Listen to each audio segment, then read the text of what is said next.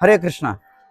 శ్రీ చైతన్య మహాప్రభు తన దక్షిణ భారతదేశ యాత్రలో భాగంగా ఆయన రామేశ్వరం నుండి తిరువనంతపురం వెళ్ళేటువంటి మార్గంలో తిరువత్తార్ అనేటువంటి ఒక వైష్ణవ దివ్య దేశంలో శ్రీ ఆదికేశవ పెరుమాళ్ళని దర్శించుకున్నారు. ఈ ప్రాంతం యొక్క విశేషం ఏమిటంటే, ఇక్కడే శ్రీ చైతన్య మహాప్రభు బ్రహ్మ సంహితలో 5వ అధ్యాయాన్ని కనుగొనడం జరిగింది.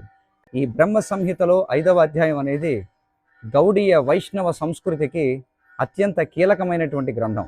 ఎందుకంటే ఆ గ్రంథంలో బ్రహ్మదేవుడు స్వయంగా ఆయన గోలోక దర్శనం చేసుకుంటాడు.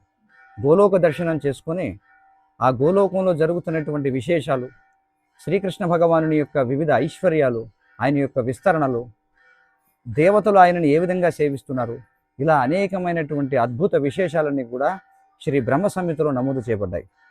చైతన్య మహాప్రభు వెంటనే ఆ బ్రహ్మ సంహితలోని 5వ అధ్యాయం ఏదైతే ఉందో దానికి మరొక ప్రతి తయారు చేయించుకొని తనతో పాటుగా ఆయన పూరి క్షేత్రానికి తీసుకువెళ్ళడం జరిగింది.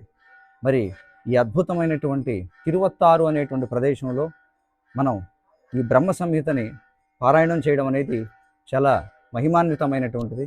అలాగే శ్రీ చైతన్య మహాప్రభు ఎక్కడికి వెళ్ళినా సరే దక్షిణ భారతదేశంలో అన్ని చోట్ల కూడా శ్రీకృష్ణ నామంతో ఆ ప్రాంతాలను ముంచెత్తారు.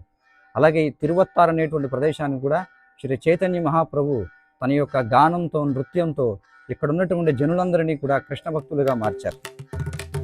సంపూర్ణమైనటువంటి వివరాల కోసం బ్రహ్మ సంహిత అనేటువంటి గ్రంథాన్ని తప్పక చదవండి. హరే కృష్ణ.